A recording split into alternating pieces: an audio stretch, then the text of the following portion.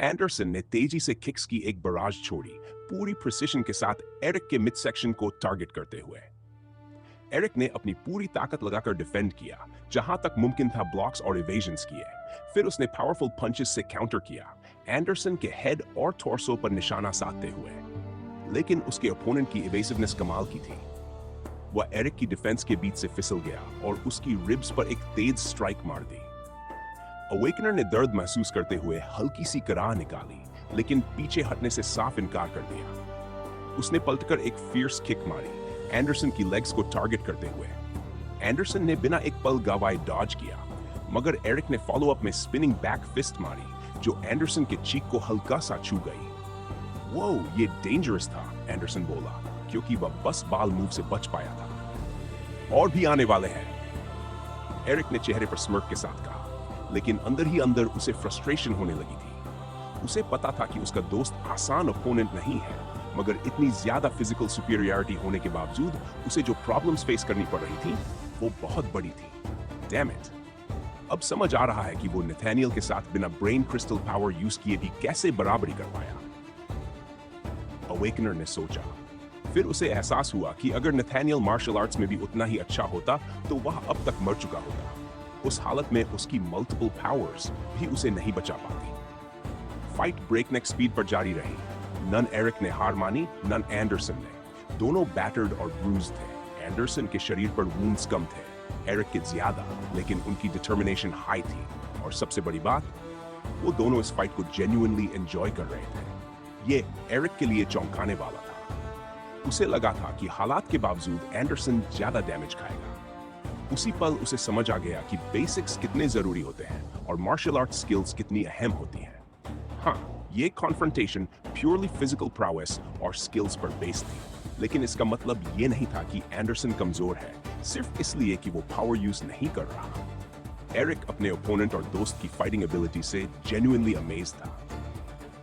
इन ख्यालों के साथ एरिक ने आगे बढ़ने का फैसला किया। उसने खुद को प्रूव करने की ठान ली। वह रैपिड पंचेस की सीरीज के साथ एंडरसन पर झपटा, लेकिन एंडरसन ने स्किलफुली डॉज और वीव किया, ज्यादातर स्ट्राइक से बचते हुए। डैम, ये तो पूरा ईल है। एरिक के दोस्त ने स्पिनिंग किक से काउंटर किया। एरिक ऑफ गार्ड हो गया और फिर से जमीन पर गिर पड़ा। अब तुम सच में मुझे इरिटेट करने लगे हो, एरिक ने कहा। तुम इरिटेट हो? फिर मैं क्या कहूं? मुझे तुम्हारी रिडिकुलस स्पीड डील करनी पड़ रही है, एंडरसन ने जवाब दिया। फिर भी अभी तक अच्छे से हैंडल किया है। ये तीसरी बार है जब मेरा फेस जमीन से मिला है। एंडरसन ने एक लंबी सांस ली।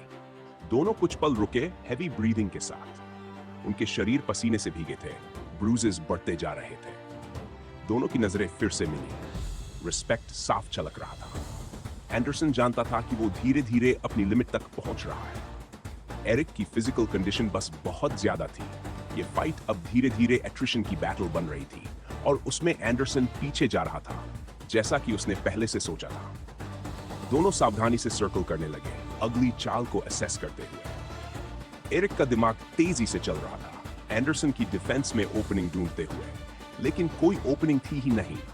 उसने लेफ्ट की तरफ फाइंट किया और तुरंत डायरेक्शन बदलते हुए पावरफुल किक मारी। एंडरसन ने ब्लॉक किया, मगर एरिक ने लाइटनिंग फास्ट पंच से उसके गट पर वार कर दिया। एंडरसन ने दर्द से कराहते हुए पलटकर एरिक के चेस्ट पर नी स्ट्राइक मारी, जिससे एरिक पीछे की तरफ लड़खड़ा गया। एरिक ने डिस्टेंस बनाई और फिर से एंडरसन को ऑब्जर्व करने लगा, और एंडरसन ने भी वही किया। फिर दोनों एक साथ डैश किए और फाइट फिर से पूरी इंटेंसिटी के साथ शुरू हो गई। पंचेस, किक्स, ग्रैपल्स, सब कुछ। ट्रेनिंग रूम उनके एफर्ट की आवाजों, ब्लोज के इंपैक्ट्स और हैवी ब्रीदिंग से भर गया। हीलर लगातार फाइट देख रहा था। ये अब क्लाइमैक्स की तरफ बढ़ रही थी और उसे फाइटर्स की मूवमेंट से साफ दिख रहा था। एक गलत मूव और किसी एक का अंत हो सकता था। मार्टिन दोनों फाइटर्स के लिए एडमिरेशन महसूस किए बिना नहीं रह सका। उसने सोचा, आखिर इस इंटेंस बैटल से कौन विजयी निकलेगा। एरिक और एंडरसन एक ब्रूटल क्लिंच में फंस गए। दोनों अपर हैंड लेने की कोशिश कर रहे थे। मसल स्ट्रेन हो रहे थे, पसीना टपक रहा था।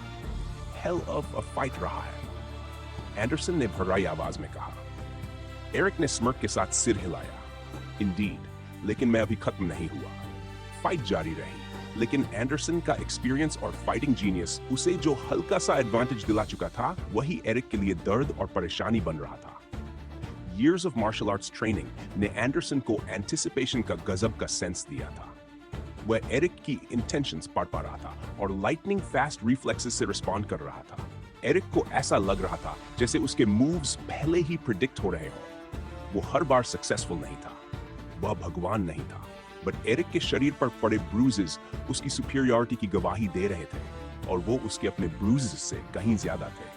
हर बार जब एरिक पंच या किक मारने की कोशिश करता, एंडरसन प्रिसाइज काउंटर से जवाब देता, अवेकनर के पैटर्न्स और वीकनेसेस एक्सप्लॉइट करते हुए। यही एक तरीका था जिससे वह अपने दोस्त के सामने टिक पा रहा था और उसे ये बात अच्छी तरह पता थी। अपने मन में उसने एरिक की ताकत को ऑलरेडी एक्सेप्ट कर लिया था। अवेकनर की फ्रस्ट्रेशन बढ़ती जा रही थी और उसे एहसास हुआ कि एंडरसन को हराने के लिए उसे गेम अप करना पड़ेगा, उसे अडेप्ट करना होगा। चलो ये ट्राई करते हैं, उसने खुद से कहा। उस पल से एरिक ने अपना अप्रोच बदल दिया। उसने फेंट्स और डिसेप्टिव फुटवर्क का इस्तेमाल शुरू किया एंडरसन की प्रेडिक्शंस बिगाड़ने के लिए। उसने लेग्स पर निशाना साधा, उसकी मोबिलिटी कम करने की कोशिश में। एंडरसन की मूवमेंट्स ज्यादा डिफेंसिव हो गई, फोकस लोअर बॉडी प्रोटेक्ट करने पर चला गया। कम ऑन, एरिक की फ्रस्ट्रेशन डिटर्मिनेशन में बदल गई। उसने अपना माइंड फोकस किया और स्पीड व एजिलिटी के रिजर्व्स टैप किए। लाइटनिंग फास्ट स्ट्राइक्स की बराज निकली। एंडरसन पूरी तरह ऑफ गार्ड हो गया। क्या तुम अब तक होल्ड बैक कर रहे थे? एंडरसन ने पूछा। थोड़ा सा। उम्मीद है बुरा नहीं मानोगे, एरिक ने उसे सर्कल करते हुए कहा। फाइटिंग जीनियस ने आहा भरी, लेकिन फोकस नहीं खोया। फिर भी उसे एरिक की रैपिड मूवमेंट्स के साथ कीप अप करने में दिक्कत होने लगी। मुश्किल से ब्लॉक्स और इवेजन्स हो पा रहे थे। अवेकनर के पंचेस और किक्स हर एंगल से आ रहे थे, एंडरसन की डिफेंस को लिमिट तक टेस्ट करते हुए। एरिक के रिलेंटलेस असॉल्ट ने एंडरसन को पीछे हटने पर मजबूर कर दिया। वह डिस्टेंस बनाने की कोशिश कर रहा था, लेकिन एरिक एस्टॉनिशिंग स्पीड से गैप क्लोज कर रहा था। उसने एंडरसन के काउंटर से डॉज किया, एक स्ट्रॉन्ग अपरकट मारी और फिर स्पिनिंग किक से उसे ऑफ बैलेंस कर दिया। थॉर्टन के टॉप स्टूडेंट का एक्सपीरियंस और फाइटिंग जीनियस पहली बार इतनी बड़ी चैलेंज फेस कर रहे थे। उसे समझ आ गया कि अब सिर्फ टैक्टिक्स पर रिलाय नहीं किया जा सकता। जो उसे पता नहीं था वो ये कि एरिक खुद को इस बार पूरी तरह लिमिट तक पुश कर रहा था।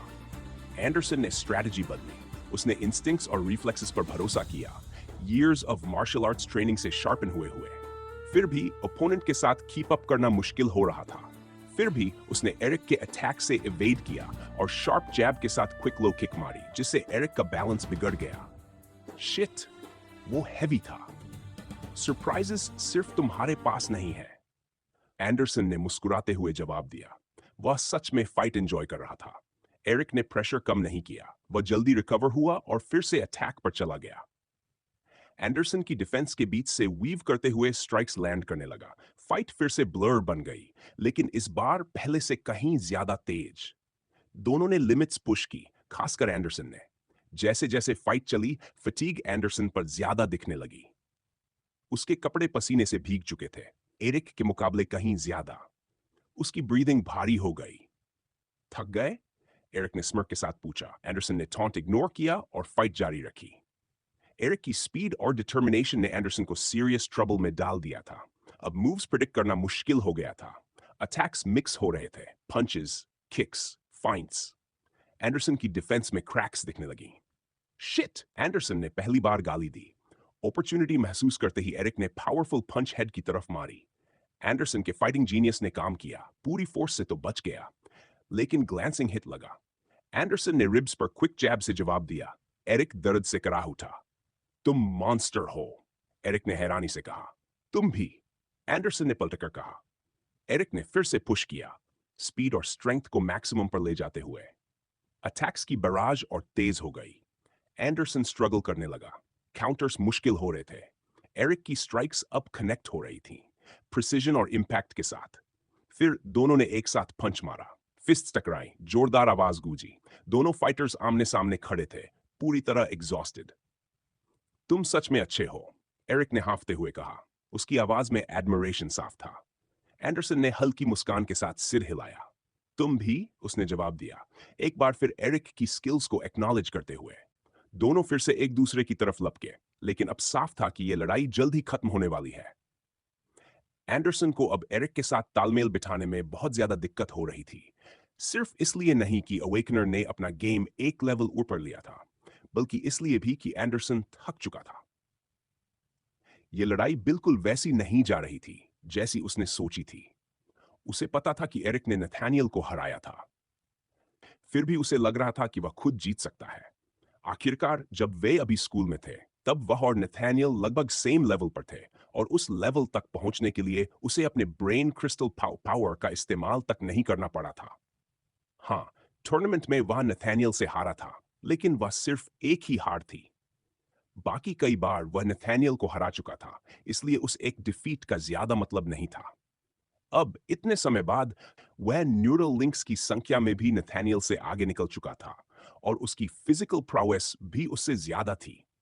बेशक मैथ्यू के बेटे के पास एक साफ एडवांटेज था, क्योंकि वह अपनी पावर का इस्तेमाल बिना इमारतें उड़ाए कर सकता था, और यही उसे बढ़त देता था। लेकिन अगर यह सब सच था, तो फिर एरिक अब भी जीत कैसे रहा था? उसे अचानक वह समय याद आया जब उसने लोगन, कोनल और ऑर्सन को एरिक को बेरहमी से पीटते देखा था। एरिक लिटरली दया की भीख मांग रहा था, जबकि वे तीनों उसे दर्द पर दर्द दे रहे थे। और अब वही लड़का उसके सामने खड़ा था, लेकिन बिल्कुल अलग। ऐसा लग रहा था जैसे वह वही इंसान ही नहीं रहा। इतने कम समय में वह इतना ज्यादा कैसे बदल गया? इतनी मेहनत और ट्रेनिंग के बावजूद एरिक उससे आगे कैसे निकल गया? अपने मन में उसने अपने ही ब्रेन क्रिस्टल पावर को कोसा। अगर उसके पास एक और क्रिस्टल होता, तो वह कहीं ज्यादा ताकतवर होता। इन सब ख्यालों के साथ एंडरसन ने ऑफेंस लेना शुरू किया। उसने एरिक की तरफ एक तेज पंच फेंका, लेकिन एरिक ने सिर झुकाकर उसे डॉज किया और काउंटर अटैक कर दिया। एंडरसन को पहले से अंदाजा था कि एरिक क्या करेगा, इसलिए उसने पैर उठाकर वार को पैरी किया। दर्द हुआ, लेकिन चेहरे या पेट पर पंच खाने से बेहतर था। एरिक की अगली मूव को समझते हुए एंडरसन ने मौके का फायदा उठाने की कोशिश की। वह उछला, अपनी पूरी ताकत पैर में झोंक दी और एरिक पर जोरदार किक मारी। लेकिन अवेकनर ने एक और ऑलमोस्ट इनह्यूमन फीट दिखाया। एक पल के हिस्से में पीछे कूद गया। ऐसा लग रहा था जैसे एरिक उसे स्लो मोशन में देख पा रहा हो और उसी हिसाब से रिएक्ट कर रहा हो। सच कहें तो यह बिल्कुल सही था। उसकी हाई डेक्सटेरिटी की वजह से ऐसे कन्फ्रंटेशंस में वह प्रैक्टिकली एक चीट बन चुका था। उधर एरिक लगातार एंडरसन की मूवमेंट्स एनालाइज कर रहा था, पैटर्न्स और वीकनेसेस ढूंढते हुए। यह उसने मास्टर निमिनन से सीखा था, हालांकि वह अभी एंडरसन जितना परफेक्ट नहीं था। लड़ाई की इंटेंसिटी के बावजूद एरिक काम और फोकस्ड रहा। तभी उसने एंडरसन की लेफ्ट साइड में एक हल्की हेजिटेशन नोटिस की, एक छोटा सा ओपनिंग जिसे एक्सप्लॉइट किया जा सकता था। उसने सोचा, क्या यह जानबूझकर बेट थी? लेकिन रिस्क लेना जरूरी था। यही मौका था। बिजली जैसी स्पीड के साथ एरिक ने राइट साइड की तरफ एक हाई किक का फाइंट किया। एंडरसन को फिर से पेस पकड़ने में दिक्कत हो रही थी, लेकिन उसने मूव देख लिया। उसे लगा कि यह असली अटैक है, क्योंकि एरिक आमतौर पर फाइंट्स नहीं करता था। उसने ब्लॉक करने के लिए स्टैंस ले ली। बस उसी पल एरिक ने मौका पकड़ लिया और एक जोरदार राइट हुक एंडरसन की खुली रिब्स पर जड़ दिया। पंच पूरी ताकत से लगा। एंडरसन पीछे लड़खड़ाया, सांस टूटने लगी। एरिक ने जरा भी हेजिटेट नहीं किया। दोस्ती के बावजूद उसने रैपिड स्ट्राइक्स की सीरीज चला दी, एंडरसन के वल्नरेबल पॉइंट्स को प्रिसीजन के साथ टारगेट करते हुए। एंडरसन स्टैंड से बाहर था और एरिक बहुत तेज। वह खुद को डिफेंड नहीं कर पा रहा था। काउंटर करने की कोशिश तो की, लेकिन भारी ब्लोज के बाद उसकी मूवमेंट स्लो और अनकोऑर्डिनेटेड हो चुकी थी। एरिक की स्ट्रेटजी काम कर चुकी थी। एरिक ने एंडरसन की डिफेंस में देखी गई ओपनिंग्स का पूरा फायदा उठाया। हर स्ट्राइक के साथ वह उसे डिफेंसिव बनाए रख रहा था। Fluid movements, perfect timing, Anderson की कमजोरियां बढ़ती जा रही थी। पहले एरिक के ज्यादा वुंड्स थे, अब हालात उलट चुके थे। अब एंडरसन के पास बस इनेविटेबल का इंतजार करने के अलावा कुछ नहीं बचा था। आखिरी डिसाइसिव ब्लो एरिक ने उसके मिड सेक्शन पर मारा और एंडरसन जमीन पर गिर पड़ा। आई सरेंडर, एंडरसन ने कहा। वह हार मान चुका था। अवेकनर जीत चुका था, और एक बार फिर सिस्टम की वजह से। अगर उसकी स्टैट्स पंप न होती, तो वह एंडरसन से कहीं कमजोर था। एरिक ने दोस्ती और रिस्पेक्ट दिखाते हुए हाथ बढ़ाया। एंडरसन ने हाथ पकड़ा और उठ खड़ा हुआ। तुमने कर दिखाया, एंडरसन बोला। हाँ, और इस मौके के लिए धन्यवाद, एरिक ने कहा। दोनों कमरे के बीच खड़े थे। एरिक के मन में जीत की खुशी के साथ साथ एंडरसन के स्किल्स के लिए गहरा सम्मान था। वह सोचने लगा, अगर वह एंडरसन के स्किल लेवल के थोड़ा भी करीब पहुंच गया तो वह कितना ताकतवर बन जाएगा। दोनों ने फर्म हैंडशेक किया। रिजल्ट चाहे जो भी हो, वे जानते थे कि दोनों शानदार फाइटर्स हैं। एंडरसन की सांसें तेज थी, उसकी आंखों में रिस्पेक्ट था और हल्की सी उदासी भी। उसे अब वो डरा हुआ बच्चा नहीं दिख रहा था। तुम बहुत आगे आ गए हो एरिक, उसने कहा। तुम अब वो वीक किड नहीं हो जिसे मैं रोज स्कूल में देखता था। एरिक मुस्कुराया। थैंक्स एंडरसन, सच में बहुत मतलब रखता है। तुमने मुझे इजी टाइम नहीं दिया, एरिक हंसते हुए बोला। हा हा हा, मैंने कोशिश की, एंडरसन ने जवाब दिया। तभी healer Martin Middleton control room से बाहर आया। कंग्रेचुलेशंस एरिक, उसने मुस्कुराते हुए कहा। कमाल की फाइट थी। फिर एंडरसन की तरफ देखते हुए बोला, मिस्टर वर्थिंगटन, यकीन मानिए आप फ्यूचर में एक शानदार फाइटर बनेंगे। रेड पैलेस में मैंने बहुत लोग देखे हैं, लेकिन आपकी टेक्निक जैसी परफेक्ट मैंने नहीं देखी। दोनों सोच रहे थे कि यह हीलर अब हील कब करेगा। अब काफी बात हो गई, चलो हीलिंग करते हैं, मार्टिन बोला। उसके हाथ वार्म हीलिंग मैना से चमक उठे। ब्रूजेस, स्ट्रेन्ड मसल्स, सब ठीक हो गए। कुछ देर बाद मार्टिन ने कहा, अब आप दोनों ठीक हैं। ये ऑफिशियल फाइट थी, इसलिए विनर डिक्लेयर किया जाता है। कंग्रेचुलेशंस एरिक, आप रैंक 190 पर पहुंच गए हैं। एरिक का दिल गर्व से भर गया। उसने फिर एंडरसन से हाथ मिलाया। तुम्हारी जीत डिजर्व करती है, एंडरसन बोला। फाइट के बाद दोनों ने तय किया कि पहले शावर लेंगे और फिर कैफेटेरिया जाकर कुछ खाएंगे। कंपटीशन ने उनकी दोस्ती और मजबूत कर दी थी। कमरे से निकलते ही एरिक के स्मार्टफोन पर एक और नोटिफिकेशन आया। रेड पैलेस फिर पूछ रहा था, क्या वह हेस से मिलने को तैयार है? आदमी फिर से आया था और उसे फिर से बुला रहा था। अब साफ था कि वह उसे मर्डर से जोड़कर देख रहा था। फिर भी एरिक ने मिलने का फैसला किया। ईस्टर्न डिस्ट्रिक्ट की संकरी गलियों में जान बचाकर भाग रहा था। यह कभी शहर का एक थ्राइविंग इलाका हुआ करता था, लेकिन अब यह पूरे ईस्टर्न पार्ट का सबसे गरीब और बदहाल ब्लॉक बन चुका था। टूटे फूटे बिल्डिंग्स उसके ऊपर लूमिंग कर रहे थे। टूटे हुए शीशे, दीवारों पर ग्राफिटी और सड़कों पर फैला कचरा। टिमटिमाते स्ट्रीट लाइट्स डरावनी परछायां बना रहे थे, जबकि कार्ल उन भूल भुलैया जैसी गलियों में इधर उधर मुड़ता हुआ दौड़ रहा था। फक, वह बुरी तरह डर चुका था। कई ब्लॉक से कोई अनजान लोग उसका पीछा कर रहे थे और उसका दिल जोर जोर से धड़क रहा था। आह, उसकी सांसें टूटने लगी थीं। पीछा छुड़ाने की कोशिश में उसके कदमों की आवाज खाली गलियों में गूंज रही थी। उसने पीछे मुड़कर देखा, कुछ साये जैसे तैसे और पास आते जा रहे थे। उसका डर बढ़ता गया और वह और तेज दौड़ने लगा, किसी भी तरह बाहर निकलने की उम्मीद में। हेल्प, हेल्प मी, कार्ल चीखा, लेकिन वहां कोई नहीं था जो उसकी मदद कर सके। वीरान गलियां उसकी बेबसी का क्रूअल रिमाइंडर थीं। एक और मोड़ मुड़ते ही उसका दिल बैठ गया। सामने डेड एंड था, ऊंची दीवारें और बोर्डेड अप बिल्डिंग्स, कहीं से भी निकलने का रास्ता नहीं। वह फंस चुका था। उसकी सांसें भारी हो गई, पैर जवाब देने लगे। अब उसके पास अपने पीछा करने वालों का सामना करने के अलावा कोई ऑप्शन नहीं था। सायों से कुछ लोग बाहर आए। उनके चेहरे साफ नहीं दिख रहे थे, लेकिन उनका इरादा बिल्कुल क्लियर था। तुम हमेशा भाग नहीं सकते कार्ल, एक आवाज गूंजी, जिसने उसकी रीढ़ में सिहरन दौड़ा दी। अब तुम्हें अपने एक्शंस के कॉन्सिक्वेंसेस फेस करने होंगे। तुम क्या बकवास कर रहे हो? कौन से एक्शंस? मेरे पीछे क्यों पड़े हो? कार्ल चिल्लाया। क्योंकि तुम उसके खिलाफ गए, साये बोले। तुम यंग मास्टर के खिलाफ गए। किसके खिलाफ? मैंने कुछ नहीं किया। क्या तुम्हें सच में ऐसा लगता है? हमारे पास अलग इंफॉर्मेशन है, उनमें से एक ने कहा। उसी पल कार्ल समझ गया, क्या ये नथानियल की वजह से है? है ना? है ना? देखा, इतना मुश्किल नहीं था। कार्ल का दिमाग तेजी से चलने लगा।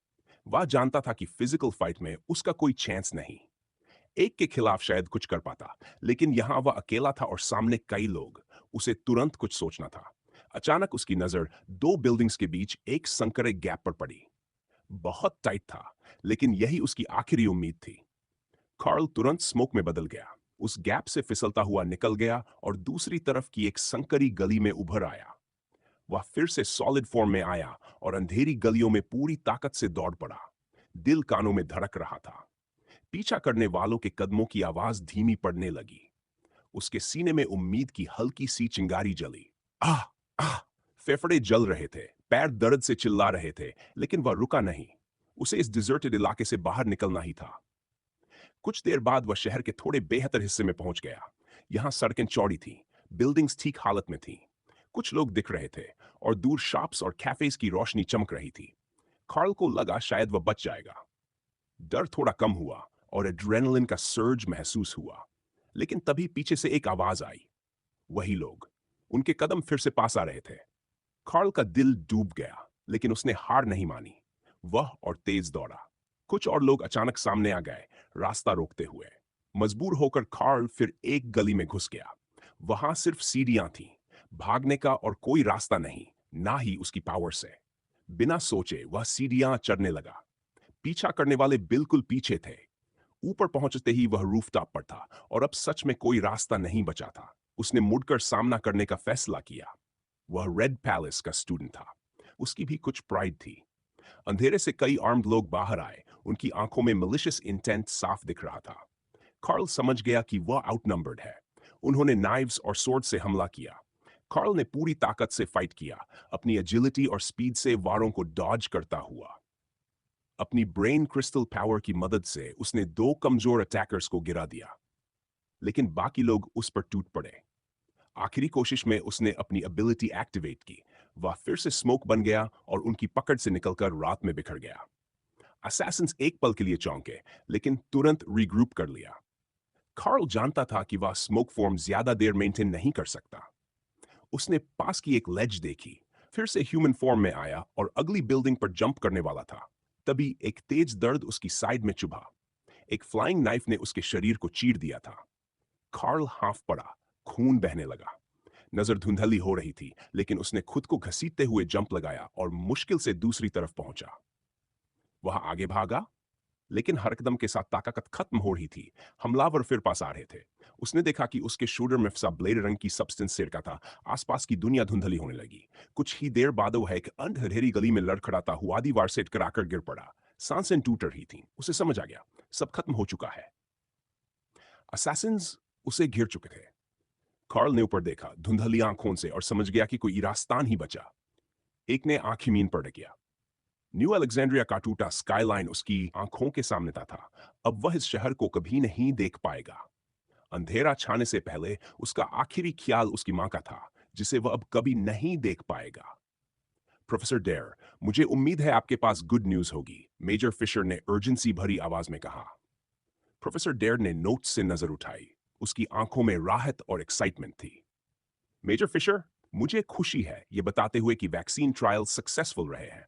पहला बैच 2 दिनों में रेडी हो जाएगा।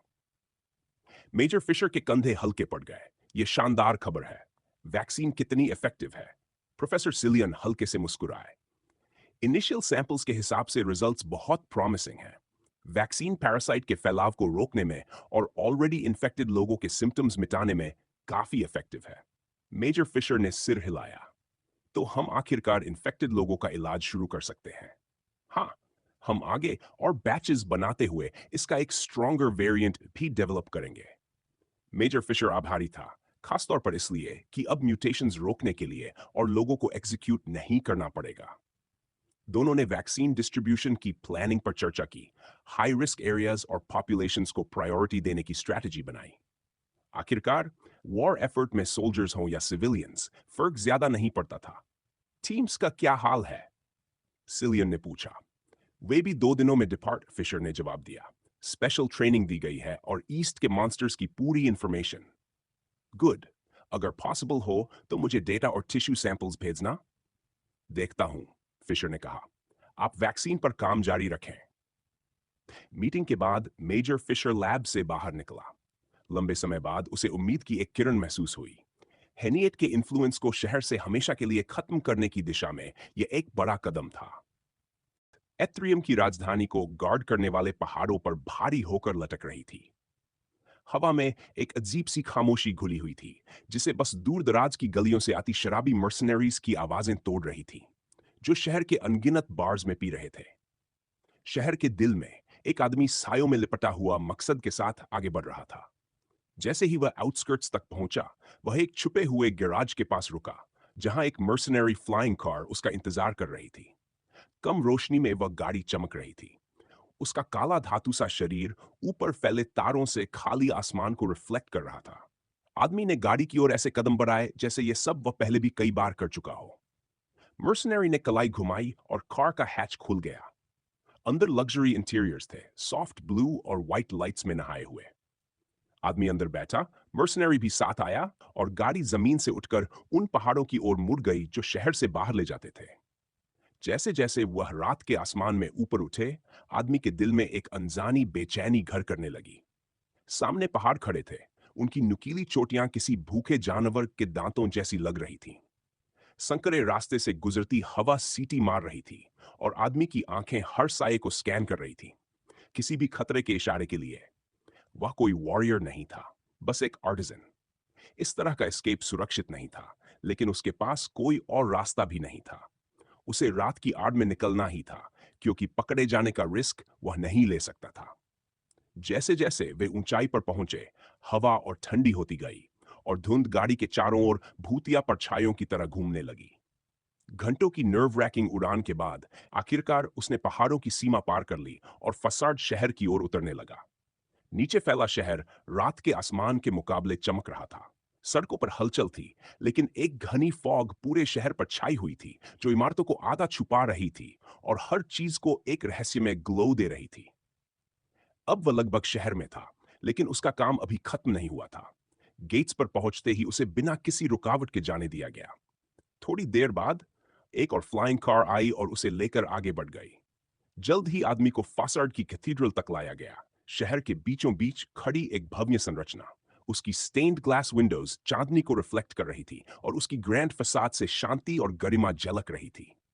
भारी लकड़ी के दरवाजे चरमराते हुए खुले और अंदर का नजारा देखते ही आदमी ठिठक गया। विशाल हॉल वार्म गोल्डन लाइट में डूबा हुआ था। हर सतह पर बारीक नक्काशी और भव्य सजावट थी। ऊंचे आर्चेस मार्बल के खंभों पर टिके हुए थे, जिन पर जटिल डिजाइन उकेरे गए थे। छतें फ्रेस्को से भरी थीं, नीले, लाल और सुनहरे रंगों में बनी कहानियां। स्टेन्ड ग्लास से छनकर आती रोशनी पॉलिश्ड मार्बल फर्श पर रंगों का जाल बिछा रही थी। दीवारों पर सजे गिल्डेड फ्रेम्स में धार्मिक इतिहास की ऑयल पेंटिंग्स थीं। सेंट्स और एंजल्स जैसे कैनवस से बाहर निकलने वाले हों। मोमबत्तियों की हल्की लौ पूरे माहौल को और भी पवित्र बना रही थी। कैथीड्रल के आखिरी सिरे पर ऑल्टर खड़ा था, कला का एक अद्भुत नमूना। सोने की नक्काशी, कीमती जेमस्टोन्स की चमक, सब मिलकर आंखें चौंधिया रहे थे। वहीं एक हुडेड आदमी खड़ा इंतजार कर रहा था। आखिरकार आप आ ही गए सर, हम आपका इंतजार कर रहे थे, उसने कहा। हाँ, सफर काफी रफ था। एट्रियम की सिक्योरिटी पार करना आसान नहीं था, आर्टिजन ने जवाब दिया। मुझे अफसोस है। अगर आप मेरे साथ चले तो मैं आपको अपने मास्टर के पास ले चलूंगा और फिर आपके रूम तक। आर्टिजन ने सिर हिलाया। वे कैथेड्रल के नीचे बने एक हिडन पैसेज में उतर गए। दीवारों पर एंशिएंट रून्स चमक रहे थे, जो जगह को एक ईरी रोशनी दे रहे थे। वे चुपचाप तेजी से आगे बढ़ते गए, जैसे साये ही रास्ता दिखा रहे हों। कुछ देर बाद वे एक ग्रैंड मैंशन के कोर्टयार्ड में निकले। आर्टिजन को अंदाजा हो गया था कि यह किसका घर है। अंधेरी खिड़कियां, बारीक नक्काशी वाली दीवारें, सब कुछ पावर और रहस्य की कहानी कह रहा था। अंदर एक विशाल रूम में सिनिसा वोल्कोव खड़ा था, लंबा, प्रभावशाली और ऐसी नजरें जो सामने वाले की आत्मा तक देख लें। मेरे हम्बल अबोर्ड में आपका स्वागत है जूलियस, वोल्कोव बोला। आपसे मिलकर खुशी हुई मिस्टर वोल्कोव। आपके बारे में काफी रूमर्स सुने हैं, जूलियस ने कहा। लाइकवाइज, वोल्कोव मुस्कुराया। वाइन लेंगे? जरूरत नहीं, मैं थका हुआ हूं और सोने से पहले काम निपटा लेना चाहता हूं। ठीक है, मैं भी आपसे सीधे बात करना चाहता था। फसर्ड के लॉर्ड ने बिना समय गंवाए बिजनेस शुरू कर दिया। उसने बताया कि उसे कोई चाहिए जो उसके चुने हुए अप्रेंटिस को इट्रियम की लेटेस्ट टेक्नोलॉजी सिखा सके। वह तकनीक जो डेड थाइड्स के ब्रेन क्राइस्टल्स पावर्स को यूज करने देती है। यह क्राफ्ट्स ऑफ इट्रियम में जाना जाता और देश को मिलिट्री एडवांटेज दिला रहा था। इसके बदले में जूलियस को प्रोटेक्शन और बेहिसाब दौलत मिलने वाली थी। जूलियस ध्यान से सुन रहा था, रिस्क और बेनिफिट दोनों तौलते हुए। वोल्कोव पर भरोसा आसान नहीं, लेकिन वेल्थ और सेफ्टी का लालच बड़ा था। उसने एट्रियम में सालों तक अपनी क्राफ्ट को निखारा था, मगर ऐसे आर्टिजन्स और भी थे। शायद यही उसका मौका था। अगर सब वैसा ही है जैसा आप कह रहे हैं तो मुझे मना करने की कोई वजह नहीं, जूलियस बोला। गुड, वोल्कोव ने कहा। शर्तें तय हुई, वादे किए गए और एक पैक्ट सील हो गया। जिस बच्चे को मैं सिखाऊंगा वह कौन है? जूलियस ने पूछा। वोल्कोव ने उसे उस किड के बारे में बताया, कैसे उसे फसाड की सड़कों पर पाया गया था और उसकी जीनियस के बारे में। लेकिन उसे देखकर समझना ज्यादा बेहतर होगा। इंडीड, जूलियस ने कहा। समझौते के बाद जूलियस को एक औरत एस्कॉर्ट करके बाहर ले गई। थोड़ी देर में वह एक क्राफ्टिंग रूम में पहुंचा, टूल्स और मशीनरी से भरा हुआ, जिनसे वह भली भांति परिचित था। कमरा हाईटेक था, हवा में तैरते होलोग्राफिक डिस्प्लेज, ग्लोइंग पैनल्स और बीच में एक मेज जो नीली रोशनी बिखेर रही थी। कोने में एक बच्चा खड़ा था, उम्र मुश्किल से 10 साल। जूलियस के कदमों की आहट से वह और सिमट गया। उसकी आंखों में डर साफ था और छोटा सा शरीर कांप रहा था। यही है, औरत ने धीमी आवाज में कहा, जिसे आप सिखाएंगे। जूलियस ने बच्चे को ध्यान से देखा। कस्टम मेड हैमर को पकड़ने के उसके तरीके में टैलेंट की झलक थी, लेकिन डर उसकी हर हरकत में बंधा हुआ था। धीरे धीरे जूलियस उसके सामने झुका। मैं जूलियस हूं, उसने शांत आवाज में कहा, और मैं तुम्हें सिखाने आया हूं। बच्चे ने ऊपर देखा, क्यूरियोसिटी और अनीज साथ साथ। औरत चुपचाप खड़ी रही, जैसे कई रहस्य अपने भीतर समेटे हो। जूलियस ने उस ख्याल को फिलहाल अलग रखा। इस पल उसका ध्यान सिर्फ उस बच्चे पर था और उस रास्ते पर जो अब दोनों की जिंदगियों को जोड़ने वाला था। प्राइवेट इन्वेस्टिगेटर हाइज जब रेड पैलेस के भव्य एंट्रेंस पर अपनी गाड़ी रोकता है तो वह एक बार फिर उस आलीशान इमारत को देखता है। लेकिन अब उस जगह का असर उस पर पहले जैसा नहीं रहा था। खूबसूरती के बावजूद उसके दिल में इस इंस्टीट्यूशन के लिए सिर्फ घृणा और गुस्सा था। रेड पैलेस एक मशहूर जगह थी जहां लोग अपनी फिजिकल और मेंटल एबिलिटीज को एनहांस करने की ट्रेनिंग लेते थे। और यही वो जगह थी जहां हेस आज एरिक रोमनो से मिलने वाला था। एक ऐसा युवा जिसे वह पहले एक इन्वेस्टिगेशन के दौरान मिल चुका था और जिसे वह 3 लड़कों की डिसअपियरेंस से गहराई से जुड़ा मानता था। लेकिन इस बार हेस यहां कॉनल, ऑर्सन और लोगन की डिसअपियरेंस की जांच के लिए नहीं आया था। उसे शक था कि एरिक का नथानियल मैककॉनल की मौत से भी कुछ लेना देना है। इसलिए वह फिर से यहां आया था, पूछताछ करने और यह देखने कि क्या उस लड़के में गिल्ट या नर्वसनेस के कोई साइंस दिखते हैं। पैलेस की क्रिम्सन दीवारें जिनसे पावर झलकती थी, हैस का स्वागत करती हैं। वह गाड़ी से उतरते ही गेट पार करता है और एंट्रेंस तक पहुंचता है, जहां 2 भारी भरकम सिक्योरिटी ऑफिसर्स उसे शक की नजर से देख रहे थे। आई एम प्राइवेट इन्वेस्टिगेटर हाइस, उसने अपनी आईडी दिखाते हुए कहा। I have an appointment. Guards ने एक दूसरे की ओर देखा, फिर उनमें से एक ने सिर हिलाया और हेस को अंदर ले गया। रेड पैलेस का इंटीरियर उतना ही ऑव इंस्पायरिंग था जितना बाहर से, लेकिन हेस को देखकर और ज्यादा गुस्सा आया। दीवारों पर जंग करते वॉरियर्स की इंट्रिकेट म्यूरल्स बनी थी और हॉलवेज में मार्शल आर्टिस्ट्स की मूर्तियां डायनामिक पोजेज में जमी हुई थीं। फ्रंट डेस्क के पीछे रिसेप्शनिस्ट अमांडा स्मिथ बैठी थी। उसकी डार्क स्किन और ब्राइट स्माइल का कॉन्ट्रास्ट उसे बेहद स्ट्राइकिंग बनाता था। वह हर तरह के लोगों से डील करने की आदी थी, लेकिन जब समर में भी घिसा पिटा ट्रेंच कोट पहने लंबा सा प्राइवेट इन्वेस्टिगेटर अंदर आया तो उसने उसे ठंडी और परखती हुई नजर से देखा। वेलकम अगेन मिस्टर हेस, अमेंडा ने कहा। तुम्हें मुझसे जबरदस्ती पोलाइट होने की जरूरत नहीं है। मुझे तुम उतने ही नापसंद हो जितना मैं तुम्हें, ने जवाब दिया।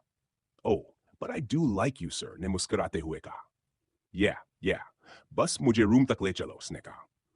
All right, if you are gentle enough to follow me, we'll go to the same one we used last time, उसने प्रोफेशनल टोन में कहा। Mister Hayes, please follow me. Amanda बोली और कॉरिडोर की ओर चल पड़ी। उसकी पेंसिल स्कर्ट उसके कर्व्स को उभार रही थी। हेस उसके पीछे पीछे चला, रेड पैलेस की ग्रैंडियर को एक बार फिर देखते हुए। ओपुलेंट डेकोर, सॉलम और लग्जूरियस एटमॉस्फेयर, लेकिन हर किसी और हर चीज से सतर्क रहते हुए। अमांडा उसे एक छोटे बिना खिड़की वाले कमरे में ले गई। दीवारें डल ग्रे रंग की थी। कमरे में बस एक सादा वुडन टेबल और 2 चेयर्स थीं। उसने इशारे से हेस को बैठने को कहा और वह तुरंत बैठ गया। I will inform Eric that you're here. Amanda ने रूखेपन सेका और पलटकर बाहर चली गई। इंतजार करते हुए हेस ने उद्यान से स्कैन किया। उसे क्लीनिंग केमिकल्स की हल्की गंध आई, मतलब हाल ही में सैनिटाइजेशन हुआ था, और हर कोने में कैमरास उसकी ओर तने हुए थे। एरिक कादिलो जोर से धड़क कर हाथा जब वह अपने अपार्टमेंट से निकलकर हाई राइज बिल्डिंग के हॉलवे में आया। उसे अभी अमांडा का कॉल आया था। रेड पैलेस की रिसेप्शनिस्ट, जिसने बताया कि प्राइवेट इन्वेस्टिगेटर हेस फिर से उससे सवाल पूछने आया है। इन ईड टू स्टे काम, उसने मन में सोचा, लेकिन बेचैनी का एहसास उसे छोड़ नहीं रहा था। जब से हेस पहली बार रेड पैलेस आया था, एरिक के पेट में अजीब सी गांठ बनी हुई थी। उसे यकीन था कि हेस जानता है कि उसने कोनल, लोगन और ऑर्सन को मारा था। एलिवेटर की ओर बढ़ते हुए उसे एक अनजाना डर महसूस हो रहा था। वह जानता था कि हेस जिद्दी और शार्प है।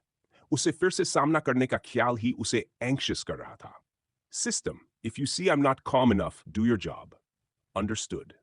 एलिवेटर के दरवाजे बंद हुए और लिफ्ट नीचे जाने लगी। एरिक की हथेलियां पसीने से भर गई और उसका पैर नर्वस टैपिंग करने लगा। उसे लग रहा था कि हालात बिगड़ने वाले हैं।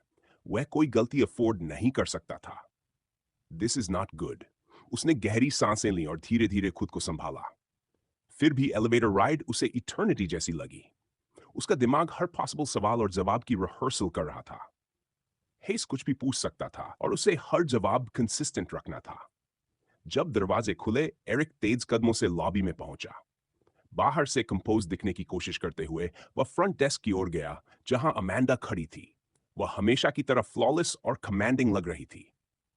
आई am here to see Hayes, Eric ने हल्की कांपती आवाज में कहा।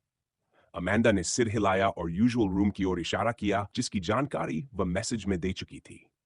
एरिक ने गहरी सांस ली और रूम की ओर बढ़ गया। थोड़ी देर बाद जब उसे लगा कि बस उसे मिस्टेक नहीं करनी है, तो वह इतना काम हो गया कि ठीक से बात कर सके।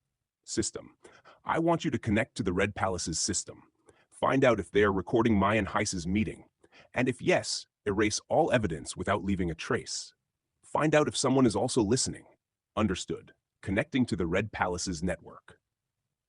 Connection complete. A recording is currently going on. Do you want me to proceed? Yes. But make it so that whoever is listening doesn't notice. Understood. Starting procedure. 3, 2, 1. Procedure complete. Recording stopped. Footage erased. थोड़ी देर बाद Eric अंदर गया। हाइस पहले से wooden table पर बैठा था। जैसे ही एरिक दाखिल हुआ, हाइस की तेज नजरें उस पर टिक गई। एरिक को एंजाइटी की लहर महसूस हुई, लेकिन उसने उसे दिखने नहीं दिया। I can do this. हाइस की इंट्यूशन शार्प थी और पिछली बार की रिलेंटलेस क्वेश्चनिंग से एरिक समझ चुका था कि उसे बेहद सावधानी से बोलना होगा। Good morning, Mr. Romano. I hope you had a nice time since we last saw each other, Hayes ने कहा. Good morning, Mr. Hayes. Everything has been good, thank you. Eric ने surprisingly calm tone में जवाब दिया. Good morning, Investigator Hayes. How can I help you? Eric ने बड़ी मुस्कान के साथ कहा. इस बार मैं लोगन, कोनल और ऑर्सन की डिसअपीयरेंस के बारे में नहीं पूछने आया हूं, हाइस बोला. मैं जानना चाहता हूं कि अटैक के दौरान रेड पैलेस में तुमने क्या किया. There is no problem. What exactly do you need to know? I want you to recap exactly what happened that day. धीरे धीरे एरिक और कॉम हो गया. Well, I was training with Master Nieminen. फिर उन्हें सिटी डिफेंसेस में जाना पड़ा. उसके बाद मैं येलो पैलेस के शेल्टर में गया और अटैक खत्म होने तक वहीं रहा. क्या कोई इसकी गवाही दे सकता है? हाइस ने पूछा. Of course. मास्टर निमिनन के अलावा और भी लोग थे, एरिक ने कहा. Then, what happened? फिर ब्लरडॉथ ने रेड पैलेस पर अटैक किया. हमें शेल्टर छोड़ना पड़ा और हमने कुछ टाइड से फाइट की. हाइस ये सब पहले से जानता था.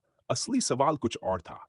नेथानियल मकॉनल की मौत शेल्टर के आसपास हुई थी, जहां एरिक को बाद में पाया गया था. देन, हाइस ने फिर पूछा. देन प्रिंसिपल आए. उन्होंने ब्लरडॉथ को रोका. हमें भागना पड़ा और मैं वापस शेल्टर चला गया. बस इतना ही? रास्ते में कोई थाइड नहीं मिला? हाइस ने तीखे स्वर में पूछा. मिले थे, मैंने उन्हें मार दिया. हाइस को यही जानना था. और दुर्भाग्य से एरिक झूठ नहीं बोल रहा था. उसे पहले से पता था कि उस इलाके में कई थाइड्स की लाशें मिली थीं. अगर एरिक झूठ बोलता या यह दिखाने की कोशिश करता कि उसके पास नेथनियल को मारने का टाइम ही नहीं था, तो हाइस का शक और गहरा हो जाता. तुमने कौन कौन से मॉन्स्टर्स मारे? कुछ ईगेंसिस और एक फेरेली, एरिक ने कहा. तुम्हारी उम्र के हिसाब से यह काफी इंप्रेसिव है, हाइस ने जवाब दिया. एरिक ने फिर भी झूठ नहीं बोला. फेरेली की बात करना रिस्क था, क्योंकि वो ऐसा बीस्ट था जिसे उसकी दिखाई गई पावर लेवल पर मारना पॉसिबल नहीं होना चाहिए था.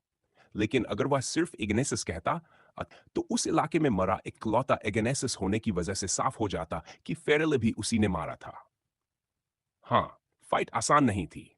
मैं ऑलमोस्ट मर ही गया था, एरिक बोला. हैस ने सिर हिलाया और अपनी नोटबुक में नोट्स लिखे। तो तुम पार्कसाइड स्ट्रीट से होकर ब्लूमफील्ड वे गए थे? हैस ने पूछा। एरिक का दिल एक पल के लिए रुक गया। वही स्ट्रीट थी जहां नथानियल की बॉडी मिली थी, लेकिन वह वहां अपनी मौजूदगी का सच नहीं बता सकता था। नहीं, क्यों? एरिक ने संभल कर कहा। हेस ने भौना उठाई, एरिक के जवाब को ध्यान से परखते हुए। इंटरेस्टिंग, हेस बोला। उस इलाके में एक और अजीब बात हुई। वहां के कैमरास अचानक बंद हो गए, जिससे उस दिन क्या हुआ पता ही नहीं चल पाया। एरिक डगमगा गया। वही तो उसने सिस्टम के जरिए कैमरास डिसेबल किए थे। दिमाग तेजी से चलने लगा और आखिरकार उसने डम बनना चुना। रियली? काफी इंटरेस्टिंग है। शायद मैलफंक्शन या पावर आउटेज रहा होगा, उसने कॉन्फिडेंट लगने की कोशिश करते हुए कहा। हैस आगे झुका। उसकी नजर एरिक के चेहरे पर जमी हुई थी। उसका लॉजिक साफ था। नथानियल उसी इलाके में मरा जहां से एरिक भागा था। दोनों के बीच प्रॉब्लम्स थे और नथानियल का फोन डिस्ट्रॉय हो गया था। यही पैटर्न 5 और लोगों के साथ भी था, जिनके फोन्स टूटे मिले, जबकि उसी इलाके में मरने वालों के साथ ऐसा नहीं हुआ था। ऊपर से वहां के कैमरास भी बंद थे, जो ह्यूमन इंटरवेंशन की तरफ इशारा करता था। उस इलाके में उस वक्त सिर्फ एरिक ही जिंदा मिला था। नथानियल को मारने वाला वही हो सकता था। प्रॉब्लम सिर्फ एक थी, प्रूफ नहीं था। फोन्स थाइड्स भी तोड़ सकते थे, लेकिन कैमरास का कोई एक्सप्लेनेशन नहीं था। हाइस को नहीं पता था कि नथानियल और वे 5 लोग वहां क्यों थे या आपस में कैसे जुड़े थे। लेकिन उसके हिसाब से नथानियल बदला लेने आया था। एरिक की वजह से उसे रेड पैलेस से निकाला गया था और एरिक ने उसे मार दिया। इसी सोच के साथ वह अवेकनर को गलती करने पर मजबूर करना चाहता था। उसी पल एरिक समझ गया कि हेस क्या करने की कोशिश कर रहा है। फक सिस्टम, रेड पैलेस की पावर बंद कर दो, और जो भी ये कॉन्वर्सेशन सुन रहा है उसे कुछ भी सुनाई न दे। Turning off the power. तुरंत लाइट्स बंद हो गई। यही एरिक की बेस्ट स्ट्रेटजी थी। हेस आगे जो कहने वाला था वो कोई न सुन पाए। रिकॉर्डिंग पहले ही डिलीट हो चुकी थी। प्रैक्टिकली कोई प्रूफ नहीं था कि वह कभी उस रूम में आया भी था। लाइट्स जाते ही इन्वेस्टिगेटर ने सब नोटिस किया और सीधे एरिक को देखा। हेस कुर्सी से पीछे टिका, नजर अब भी एरिक पर थी। मिस्टर रोमानो, बहुत ज्यादा कोइंसिडेंसेस हैं जो स्ट्रांगली इंप्लाई करते हैं कि नथानियल मैककॉनल की डेथ में तुम इन्वॉल्व्ड हो। उसकी बॉडी वहीं मिली जहां से तुम भागे। उसी इलाके में कैमरास बंद थे और फोन्स ऐसे डिस्ट्रॉय हुए जैसे किसी इंसान ने किए हों। एरिक सही था। हेस को उस पर शक था। अच्छी बात यह थी कि उसने रेड पैलेस वालों को हेस की ये बात सुनने से रोक दिया था। मुझे नहीं पता तुमने कैसे किया, लेकिन मुझे यकीन है कि नथानियल को तुमने मारा, और शायद लोगन, कोनल और ओरसन को भी। कैमरास भी शायद तुमने ही बंद किए, ठीक वैसे ही जैसे अभी कर रहे हो। एरिक ने गला निगला। सिचुएशन का दबाव भारी हो रहा था। क्या आप पागल हैं? मैं रेड पैलेस की पावर कैसे बंद कर सकता हूं? और नथानियल के केस में भले एविडेंस मेरी तरफ इशारा करे, लेकिन मैं अश्योर करता हूं उसकी मौत से मेरा कोई लेना देना नहीं। एरिक ने पूरी कोशिश की कि बात बिलीवेबल लगे। हेस फिर आगे झुका। तुम झूठ बोल रहे हो, एरिक रोमानो, और मैं जल्द ही सच पता कर लूंगा। वैसे नथानियल की मौत के वक्त तुम्हारे वेयरअबाउट्स का कोई विटनेस है? कोई एलिबी? एरिक रुका। वो उस वक्त अकेला था। मैं अकेला था, उसने डर को दबाते हुए कहा। लेकिन रेड पैलेस में जो हुआ उसके बाद मैं किसी के साथ कैसे हो सकता था? टाइड्स की वजह से मुझे भागना पड़ा। हेस की भौं फिर उठी। अकेले कन्वीनियंट है। तुम वहां के टाइड्स मारने में केपेबल थे। अगर तुम वर्मिलियन लेन लेते तो जिन मॉन्स्टर्स से नहीं लड़ सकते थे उनसे बच सकते थे। लेकिन जिन मॉन्स्टर्स को तुम नहीं मार सकते थे वो उसी स्ट्रीट पर थे जहां नथानियल मरा। इसका मतलब तुम झूठ बोल रहे हो, उसने आगे कहा। अगर तुम सच में सिर्फ भाग रहे होते तो जल्दी शेल्टर पहुंच जाते। तुम देर से पहुंचे, मतलब तुम्हारे पास नथानियल को मारने, मॉन्स्टर से बचने और शेल्टर पहुंचने का पूरा समय था। एरिक ने मुट्ठियां भींच ली। ऐसा नहीं हुआ। आपको वहां के थाइड्स के बारे में क्या पता? वो मूव भी कर सकते थे। उसकी आवाज इमोशन से ऊंची हो गई। मुझे काफी पता है। पुलिस रिपोर्ट में एरिया के मॉन्स्टर्स डिटेल में है। अगर तुम ईगेनेसिस और फेरले मार सकते थे तो बाकी विक्टिम्स को खाने वाले मॉन्स्टर्स वही थे जिन्हें पुलिस और मिलिट्री ने मारा। सब पार्क के आसपास मिले, तुम्हारी पोजीशन के पास, नथानियल के पास। ये सिर्फ कंजेक्चर है, एरिक बोला। आपके पास कोई प्रूफ नहीं है। देखेंगे, हाइस ने कहा। लगभग 1 घंटे की क्वेश्चनिंग के बाद उसने कहा, मैं फिर आऊंगा। उसी पल लाइट्स वापस आ गई। एनालिसिस, एरिक ने कहा। Name Martin Hayes, brain crystal power, unknown physical characteristics, लगभग 1 मीटर 70 सेंटीमीटर लंबा, बहुत स्किनी, लगभग 74 किलोग्राम वजन, बिखरा हुआ लुक, हमेशा लंबा कोट पहनता है। Human race, personality and traits, colonel Logan और ओरसन के केस का इन्वेस्टिगेटर, बहुत स्मार्ट और ड्रिवन लगता है। डेटा कम है, power 205, approximate strength 45, approximate intelligence 100, approximate dexterity 44, approximate energy 320। जैसे ही हेज बाहर गया, एरिक के कंधों पर घबराहट का बोझ और भारी हो। उसने नेथनियल को मारा था सेल्फ डिफेंस में, लेकिन उसे नहीं लगा था किश्क उस पर आएगा। अब कुछ एविडेंस उसी की तरफ इशारा कर रहे था। एरिक का दिमाग दौड़ रहा था। इन्वेस्टिगेटर रावना था, बिना प्रूफ के भी उसने पूरा से जोड़ लिया था। अवेकनर जानता था कि उसे कुछ करना होगा। सिस्टम के बिना ही उसने खुद को काम कर लिया। हेस की काबिलियत माननी पड़ेगी। सीसीटीवी बंद होने और बॉडी को छुए बिना भी वह समझ गया। बेस्ट ऑप्शन था हेस को मार देना। अजीब लगता, लेकिन अगर उसने किसी और को बता दिया तो प्रॉब्लम और बड़ी हो जाती। इवन अगर अजीब लगे, मुझे उसे मारना ही होगा, एरिक ने तय किया। उसी पल नोटिफिकेशन सामने आई। Kill the investigator, rewards for completion 2000 experience points, 400 DNA points और इंटेलिजेंस विद डेक्सटेरिटी में 2-2 पॉइंट्स। फेलियर पेनल्टी, जेल या डेथ। डिस्क्रिप्शन, हैस को शायद पता चल गया है कि तुमने नथानियल, कोनेल, ऑर्सन और लोगन को मारा है। इससे पहले कि वह प्रूफ जुटाए, उसे मार दो। एरिक तेजी से उस कमरे से बाहर निकला जहां उसकी और हाइस की मीटिंग हुई थी। रेड पैलेस के लंबे कॉरिडोर्स में वह फुर्ती से आगे बढ़ने लगा। उसका दिल जोर जोर से धड़क रहा था, क्योंकि जो वह करने जा रहा था उसके लिए यही आखिरी मौका था। System, send a loop video to all the cameras I will walk into. Understood. Connecting to the cameras. Sending loop procedure complete. वह चलते चलते हर उस इंसान से बचता रहा जो हॉल्स में इधर उधर घूम रहा था। कभी शैडोज में घुस जाता, कभी किसी मोड़ पर रुक जाता, बस किसी की नजर उस पर न पड़े। उसे पता था, अगर कोई भी उसे देख लेता तो उसका पूरा प्लान वहीं फेल हो जाता। अगर इन्वेस्टिगेटर अकेला छूट गया तो वह जरूर नथानियल और बाकी लोगों की मौत से जुड़ा कोई न कोई सबूत ढूंढ निकालता।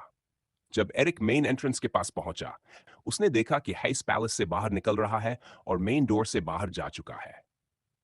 एरिक ने बिल्डिंग से निकलने से पहले ही उसका एनालिसिस कर लिया था, और जैसे ही उसे हाइस के एस्टिमेटेड स्टैट्स दिखे, उसके चेहरे पर हल्की राहत आ गई। उसे मारना नामुमकिन नहीं था। एरिक जानता था कि उसे बिना दिखे उसका पीछा करना होगा, और वक्त बेहद कीमती था। उसने जल्दी से अमेंडा स्मिथ, रिसेप्शनिस्ट, को ढूंढने की कोशिश की, लेकिन वह कहीं नजर नहीं आई। शायद पहले हुए पावर आउटेज को समझने में लगी होगी। एरिक ने हेस को थोड़ा आगे जाने दिया और फिर उसके पीछे बढ़ा, लेकिन उसे पता था कि मेन डोर पर 2 गार्ड्स खड़े होते हैं। उसे अभी एक्शन लेना होगा। System, connect to the guards' smartphones and send a notification through the Red Palace's system. Tell them to go to the first floor. Then I want you to make the security system show Heist leaving the Red Palace and send the loop again after he leaves. Understood. Notification sent. Camera door working normally for 30 seconds. Eric ने देखा कि guards अपने smartphones हाथ में लिए हुए अंदर की ओर बढ़े और उलझन भरे चेहरे के साथ एलिवेटर की तरफ चले गए। हेस ने उन्हें अंदर आते देखा और पल भर को चौंका, लेकिन उसने ज्यादा ध्यान नहीं दिया। जैसे ही लूप वीडियो दोबारा चला, वह बिना किसी शिक के मेन डोर से बाहर निकल गया। एरिक ने हाइस को आगे के कदमों से हर की भीड़ भरी सड़कों की ओर जाते देखा। फिर वह खुद रेड पैलेस के गार्डन से गुजरता हुआ गेट्स के बाहर निकला। वह अपने टारगेट से सुरक्षित दूरी बनाए हुए था, इतनी कि दिखे भी नहीं और नजर भी उस पर न पड़े। उसे बेहद सावधान रहना था। थोड़ी देर बाद हेस एक कैब का इंतजार करने लगा। एरिक ने उसे कैब बुलाते सुना और उसी समय गार्ड्स में से एक के फोन का इस्तेमाल कर खुद के लिए भी कैब बुला ली। System, shut down any camera from now on. उसे ऐसा करना ही था, क्योंकि कैब्स के अंदर भी कैमरास होते हैं और वही उसकी सबसे बड़ी मुसीबत बन सकते थे। हैज जैसे ही कैब में बैठा, एरिक भी थोड़ी देर बाद अपनी कैब में बैठ गया। उसकी आंखों में ठंडी डिटर्मिनेशन थी। System, connect to Hayes' cab and find out where he is going. Understood. Task complete. Hayes' cab's destination is Mill Street. Eric ने अपने ड्राइवर को भी मिल स्ट्रीट चलने को कहा। कैब तेजी से आगे बढ़ी और हवा में फ्लोटिंग करते हुए अपने रास्ते पर निकल पड़ी। शहर की चमकती सड़कों के बीच एरिक लगातार हेस की कैब पर नजर रखे हुए था। खिड़की के पार उसे हेस की सिलुएट दिख रही थी। वह किसी से फोन पर एनिमेटेड अंदाज में बात कर रहा था। थोड़ी देर बाद दोनों कैब्स अपनी डेस्टिनेशन पर पहुंच गई और दोनों आदमी नीचे उतर गए। मिल स्ट्रीट हमेशा की तरह जिंदा थी। दुकानों, कैफेज और वेंडर्स की लंबी कतारें, हर कोई राहगीरों का ध्यान खींचने में लगा हुआ था। हवा में ताजी कॉफी, स्ट्रीट फूड और लोगों की आवाजों की मिली-जुली खुशबू थी। हर कोने पर लोग थे। बिजनेस सूट्स में चलते लोग, टूरिस्ट्स अपने कैमरास के साथ, स्ट्रीट परफॉर्मर्स, म्यूजिशियंस और आर्टिस्ट्स सब मिलकर उस जगह को एक अलग ही एनर्जी दे रहे थे। इमारतें पुरानी और नई आर्किटेक्चर का मिक्स थी। कहीं म्यूरल्स थे, कहीं इंट्रिकेट डिजाइन्स। सड़क के दोनों ओर ऊंचे पेड़ खड़े थे, जिनकी पत्तियां हल्की हवा में सरसराती थीं। एरिक ने देखा कि हाइस भीड़ में गायब होने लगा। बिना एक पल गंवाए वो उसके पीछे दौड़ पड़ा, भीड़ को चीरता हुआ, नजरें इस पर टिकाए हुए। हेस एक सीजन्ड इन्वेस्टिगेटर था। उसका चलने का अंदाज कॉन्फिडेंट और तेज था। एरिक को उसे पकड़ना मुश्किल हो रहा था। वह लोगों से टकराने से बचता हुआ आगे बढ़ रहा था। I just hope the Crystal Cross gang doesn't find out I'm not at the Red Palace anymore. उसका दिमाग तेजी से चल रहा था। उसे हाइस के साथ साथ गैंग मेंबर्स पर भी नजर रखनी थी। जरा सी चूक और सब खत्म। अचानक हेस ने पीछे मुड़कर देखा। एरिक की सांसें थम गई। वह समय रहते झुक गया और भीड़ में गुम हो गया। फिलहाल लगता था कि हेस को शक नहीं हुआ। आगे क्रिस्टल क्रॉस गैंग के कुछ लोग दिखे तो एरिक ने तुरंत नजरें झुका ली और उनसे बचता हुआ आगे बढ़ा। उसी समय हाइस ने अपनी रफ्तार और तेज कर दी। भीड़ और घनी हो गई।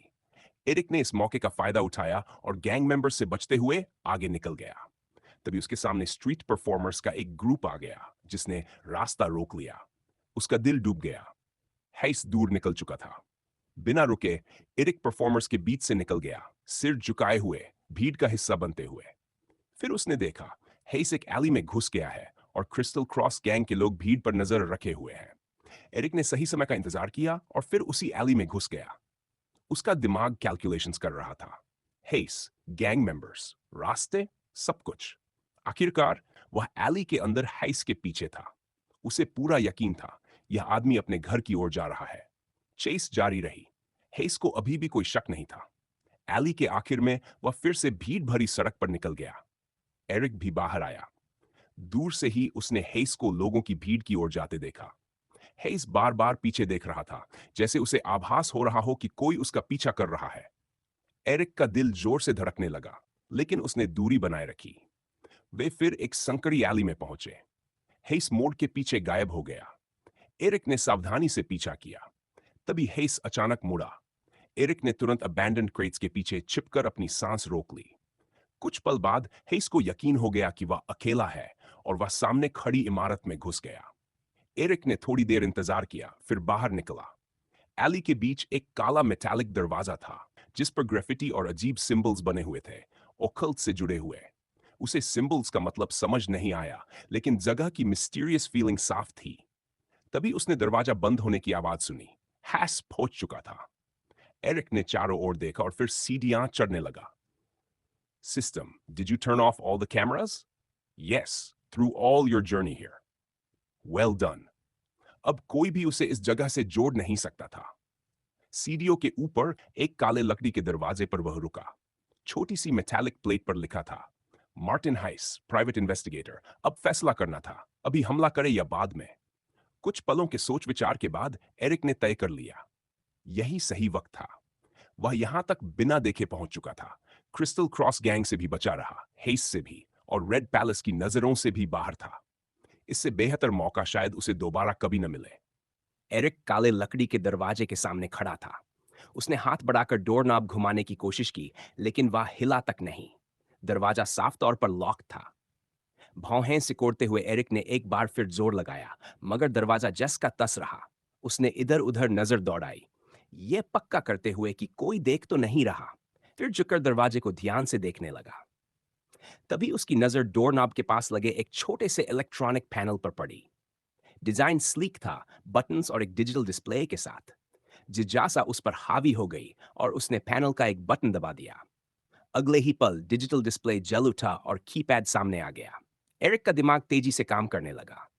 उसके पास एक्सेस कोड नहीं था, लेकिन उससे भी बेहतर चीज थी, biological super computer. System, door unlock करो, उसने बायोलॉजिकल सुपर कंप्यूटर से कहा। अंडरस्टूड। डिवाइसेस एक्सेस किए जा रहे हैं। Door unlocked. एक हल्की सी क्लिक की आवाज आई। एरिक ने धीरे से दरवाजा धकेला, बस इतना कि अंदर झांक सके। इन्वेस्टिगेटर हेस का अपार्टमेंट पूरी तरह बिखरा हुआ था और जैसे ही अवेकनर ने अंदर देखा, वह उस गंदगी से चौंक गया। कूड़ा हर जगह फैला था। मरोड़े हुए कागज था, खाली फूड कंटेनर्स और बेकार सामान फर्श पर बिखरा पड़ा था। बासी खाने और बिना धुले बर्तनों की बदबू हवा में तैर रही थी, जिससे एरिक ने नाक सिकोड़ ली। अपार्टमेंट का फर्नीचर भी बदहाल हालत में था। एक टूटी हुई कुर्सी उल्टी पड़ी थी, लकड़ी का ढांचा चटक चुका था। एक फटा सा कॉफी टेबल ढेर सारे सामान से लदा हुआ था। किताबें और कागज हर तरफ बिखरे थे, कुछ फटे हुए, कुछ कुचले हुए, जैसे गुस्से में फेंके गए हों। दीवारों पर नोट्स और स्क्रिबल डायग्राम्स चिपके थे, जो हाइस की ऑब्सेसिव रिसर्च का सबूत थे। अंदर कोई दिखाई नहीं दे रहा था, तो एरिक ने मास्क पहनने के बाद अपार्टमेंट में कदम रखा। सिस्टम, क्या तुम अब भी सारे कैमरास बंद रखे हुए हो? Answer, yes. होस्ट की सेफ्टी हमारी सबसे बड़ी प्रायोरिटी है। गुड। एरिक धीरे धीरे अंदर बढ़ा, इस तरह चलते हुए कि कोई आवाज न हो। अंदर कुछ क्रैक्ड विंडोज थे, जिनमें से ठंडी हवा अंदर आ रही थी।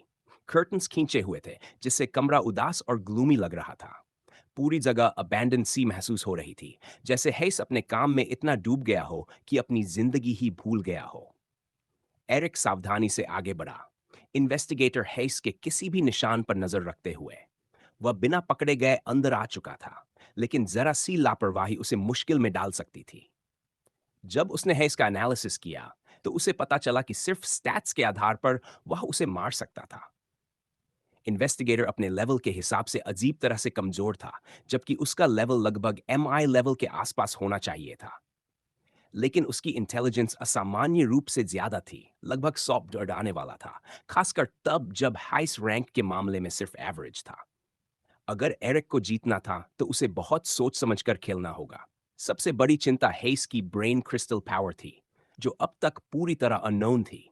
आमतौर पर स्टैट्स किसी की ब्रेन क्रिस्टल पावर पर डिपेंड करते थे, इसलिए साफ था कि हेस की पावर इंटेलिजेंस से जुड़ी हुई थी। शायद यही वजह थी कि वह 4 युवकों की मौत के पीछे एरिक का हाथ पहचान पाया था। लेकिन उसके फिजिकल स्टैट्स ज्यादा नहीं थे। इन सब के अलावा उसकी मिलिट्री ट्रेनिंग को छोड़ दें तो एरिक की मल्टीपल पावर्स के सामने उसके जीतने की कोई ठोस वजह नहीं थी। ऊपर से नथानियल की पावर होने की वजह से अगर हालात बिगड़ते, तो एरिक को एडवांटेज मिल सकता था। एरिक उस पावर को कुछ बार टेस्ट कर चुका था। उसे इस्तेमाल करना आसान नहीं था, कम से कम नथानियल के लेवल पर तो नहीं, लेकिन फिर भी वह अपनी स्पीड और पावर थोड़ा बहुत बढ़ा सकता था। हालांकि एरिक इस तरह लड़ना नहीं चाहता था। उसकी प्लान थी लोगन की पावर इस्तेमाल करके बूढ़े आदमी को वीकन करना और पॉइजन बनाकर उसकी ताकत घटा देना। यही उसकी यूजुअल स्ट्रैटेजी थी, और कम माना होने के बावजूद यह स्ट्रैटेजी अच्छी तरह काम करती थी। ऐसे ओपोनेंट के खिलाफ वह कुछ नया ट्राई नहीं करना चाहता था। मेसी अपार्टमेंट को देखते हुए एरिक के अंदर बेचैनी बढ़ने लगी। हर तरफ कूड़ा, टूटा फूटा फर्नीचर और कागजों का ढेर। साफ था कि हेस बिल्कुल टाइडी इंसान नहीं था, और उसके घर की हालत शायद उसके दिमाग के हालात को भी दिखा रही थी। इन्वेस्टिगेटर की मेंटल स्टेट ही एरिक को सबसे ज्यादा अनईजी कर रही थी। एरिक चुपचाप आगे बढ़ा और आसपास पड़े कागज देखने लगा। जैसे जैसे वह हेस के सामान में खोज करता गया, उसे हैरानी भी हुई और डर भी। हेस ने एरिक, कोनेल, लोगन, ऑर्सन और नथानियल के बारे में ढेर सारी इंफॉर्मेशन और एविडेंस जमा कर रखी थी। एक दीवार पर बड़ा सा कॉर्क बोर्ड लगा था, जिस पर नोट्स, फोटोग्राफ्स और न्यूज़पेपर क्लिपिंग्स एक तरह की ऑर्गेनाइज्ड कैओस में सजी थीं। साफ दिख रहा था कि हाइस ने चारों लड़कों की मौत के पीछे की सच्चाई जोड़ने में खुद को झोंक दिया था, और हर रास्ता एरिक तक आकर रुकता था। एरिक को हैरानी हुई कि हेस इस केस में इतना इन्वेस्टेड क्यों था, और किस चीज ने उसे इतना ऑब्सेस्ड बना दिया था। तलाशी के दौरान एरिक को एक पुराना न्यूज़पेपर मिला, जो एक कोने में दबा हुआ था। उसने उसे उठाया और धुंधला सा आर्टिकल पढ़ा। यह जॉर्ज नाम के एक बच्चे की मौत के बारे में था, जो 45 साल पहले मरा था। आर्टिकल में लिखा था कि उस बच्चे का सरनेम हेस था। उसे स्कूल में बुलीज ने पीट पीट कर मार दिया था, और पुलिस ने कुछ नहीं किया। वे बुलीज ऐसे ही जिंदगी जीते रहे, जैसे कुछ हुआ ही न हो। क्या यही वजह है कि वह इस केस में इतना डूबा हुआ है? एरिक ने मन ही मन सोचा। क्लूज जोड़ते हुए एरिक के दिल में हैस के लिए पिटी और एडमिरेशन दोनों आ गए। साफ था कि किसी गहरे मकसद ने उसे आगे बढ़ाया था, लेकिन इसकी कीमत उसने अपनी जिंदगी से चुकाई थी। बिखरा हुआ अपार्टमेंट, ऑब्सेसिव रिसर्च और वह न्यूज़पेपर, सब मिलकर एक ऐसे आदमी की तस्वीर बना रहे थे जो जवाबों की तलाश में खुद को खो चुका था। तभी अचानक बाथरूम का दरवाजा चरमराया। एरिक वहीं जम गया। अंदर किसी के हिलने डुलने की आवाज आई। हेइस था। टॉयलेट फ्लश की आवाज भी आई, जिससे साफ था कि वह अभी बाथरूम से निकला है। एरिक का दिल जोर जोर से धड़कने लगा। उसने जल्दी से छिपने की जगह ढूंढी और काउच के पीछे घुस गया। वहीं से उसने हेइस को बाहर आते देखा। थका हुआ, आंखें लाल, चेहरा पीला। बूढ़ा आदमी सीधे डेस्क पर गया, कुर्सी पर बैठा और पेपर्स पढ़ने लगा। उसका पीसी भी ऑन हो चुका था। एरिक शैडोज में छिपा रहा। उसने बहुत धीरे धीरे मैना को न्यूरल लिंक्स के जरिए चैनल करना शुरू किया, ताकि हैस को जरा सा भी एहसास न हो। काउच के पीछे उसकी हथेली में माना जमा हो रहा था और उसकी नजरें हैस पर टिकी थी। हैस खतरनाक ओपोनेंट था। एरिक को उसे ऑफ गार्ड पकड़ना ही होगा। डार्ट बनते बनते एरिक की नसों में एड्रेनलिन दौड़ने लगा। यह रिस्की था, लेकिन अब पीछे हटने का कोई रास्ता नहीं था। हैस कुर्सी से टिककर बैठा, गहरी सांस ली और हाथ फैलाए। यही वह पल था। एरिक झपटकर बाहर निकला और एक तेज सटीक हरकत में डार्ट फेंक दिया। डार्ट हवा चीरता हुआ सीधे निशाने पर लगा। हेस की आंखें फैल गई। उसे डांटने का झटका लगा ही था कि उसकी नजर सामने खड़े आदमी के मास्क पर पड़ी। यू। फिर उसकी नजर एरिक की यूनिफॉर्म पर गई, रेड पैलेस की यूनिफॉर्म। तो मैं सही था, हैस ने कहा। उसके शरीर में एक अजीब जहरीला मैना फैल रहा था, जो उस पर कब्जा करने की कोशिश कर रहा था। उसका दिमाग उलझ गया। एरिक के पास तो शार्पनिंग पावर थी, तो यह जहर कहां से आया? क्या वह पूरी तरह गलत था? तुम सही थे, एरिक बोला, लेकिन अब उससे कोई फर्क नहीं पड़ता। पॉइजन अंदर फैल चुका है। मैं? इन्वेस्टिगेटर ने उलझन में पूछा। एरिक ने प्राइवेट इन्वेस्टिगेटर को अपने डार्ट से पूरी तरह ऑफ गार्ड पकड़ लिया था। बूढ़ा आदमी अभी भी उस अचानक हुए अटैक को समझने की कोशिश ही कर रहा था कि रिएक्ट करने से पहले ही एरिक की फ्लाइसर निकल चुकी थी और सीधा हाइस की गर्दन की तरफ एम कर दी गई थी। बमुश्किल हेस ने आखिरी पल में अपनी तलवार बाहर निकाली और एरिक के जानलेवा वार को पैरी किया। स्टील के टकराते ही चिंगारियां हवा में उड़ गई। तो तुम ऐसे हैंडल करते हो चीजें? किसी से प्रॉब्लम हुई और उसे मार दिया? तुम कुछ नहीं जानते, एरिक ने जवाब दिया और तलवार को हॉरिजॉन्टल स्विंग में घुमाया। हेस ने फिर से उसे अपनी सोर्ड से रोक लिया। तुम सच में सोचते हो कि किलिंग हर चीज का सोल्यूशन है? कि अपने ओपोनेंट्स को हटा दोगे तो सब बेहतर हो जाएगा? हेस ने सवाल किया। अब तक तो यही सही सोल्यूशन साबित हुआ है, एरिक बोला, एक और वार करते हुए। उसे एडवांटेज था क्योंकि वह कभी भी बिना श्योर हुए फाइट में नहीं जाता था कि जीत उसी की होगी। लेकिन हेस खुद में एक मॉन्स्टर था। सालों की मिलिट्री एक्सपीरियंस और उसकी एबनॉर्मली हाई इंटेलिजेंस उसे एरिक की मूवमेंट्स प्रिडिक्ट करने लायक बना रही थी। फिर भी अवेकनर ने नोटिस किया कि पॉइजन की वजह से हेस की पहले से ही कम स्ट्रेंथ अब और गिरने लगी थी। तुम मेंटली सिक हो, हेस ने कहा, यह महसूस करते हुए कि उसकी ताकत निकलती जा रही है। और एरिक के अटैक्स का वेट अब और भारी होता जा रहा था। सिक? दोनों की तलवारें फिर टकराई, चिंगारियां उड़ती रहीं। क्या सच में सिक मैं था? उन तीन कमीनों ने सालों तक मेरी जिंदगी नर्क बना दी और नथानियल मुझे सिर्फ इसलिए मारना चाहता था क्योंकि वो एक्सेप्ट नहीं कर पाया कि मैं उससे ज्यादा स्ट्रांग हो गया था। एरिक चिल्लाया। उसका गुस्सा साफ महसूस हो रहा था। वह लगातार ब्रूटल अटैक्स कर रहा था। उसकी तलवार हवा को चीरती हुई डेडली प्रिसिशन के साथ चल रही थी। हेस पूरी स्किल और एक्सपीरियंस के साथ खुद को बचाने की कोशिश कर रहा था। तुम इससे बच नहीं पाओगे, हेस गुर्राया, अपने दांत भींचते हुए। वह जानता था कि उसकी फिजिकल स्ट्रेंथ पहले से ही ब्रेन क्रिस्टल पावर की वजह से लिमिटेड है और अब उसे एक 16 साल के किड से लड़ना पड़ रहा था जो उससे ज्यादा ताकतवर था। लेकिन उसकी जिंदगी इसी फाइट पर डिपेंड कर रही थी। वह हर वार को कैलकुलेटेड डिफेंस के साथ रोक रहा था, लेकिन जैसे जैसे टाइम बीत रहा था, फाइट और मुश्किल होती जा रही थी। कमरा जल्दी ही बैटलफील्ड बन गया। फर्नीचर गिर रहा था, पेपर्स हवा में उड़ रहे थे। एरिक की एम्बश ने हाइस को चौंका दिया था और अब अवेकनर की उसे मारने की इंटेंस डिजायर उस शांति को बचाने के लिए जो उसने सालों के सफरिंग के बाद पाई थी, उसके अटैक्स को और ब्रूटल बना रही थी। तलवारें तेजी से टकरा रही थी। मूव्स फास्ट और फ्लूइड थे। हैस के माथे से पसीना टपक रहा था। उसकी सांसें भारी हो चुकी थी। दोनों के बीच टेंशन लगभग दिखाई देने लगी थी। तुमने पहले क्या किया था? मैंने देखा तुमने मुझ पर कुछ फेंका और अब ये मैना मुझे अंदर से कमजोर कर रहा है इसने पूछा। उसकी क्यूरियोसिटी उसे चैन नहीं लेने दे रही थी। वो? एरिक बोला। लोगन का पार्टिंग गिफ्ट था मेरे लिए। कुछ खास नहीं। अभी फाइट पर ध्यान दो। ये कहते ही एरिक ने फिर से हमला तेज कर दिया। ये सवाल घूमे थे। Parting gift? तभी मेमोरीज वापस आई। रिसर्च के दौरान पढ़ा हुआ डॉक्यूमेंट याद आया। लोगन की ब्रेन क्रिस्टल पावर। वह एक रेयर एबिलिटी थी जिससे पॉइजनस मैना डार्ट्स बनाए जा सकते थे। सब क्लियर हो गया। यू समझ गए? तो फिर तुम्हें मारने की एक और वजह मिल गई। ये कैसे पॉसिबल है? ये इम्पॉसिबल होना चाहिए, है इसने कहा।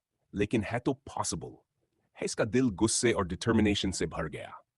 अगर यह सच था तो एरिक के पास एक बेहद डेंजरस एबिलिटी थी। दूसरों की पावर चुराने की एबिलिटी। उसे अभी रोकना जरूरी था।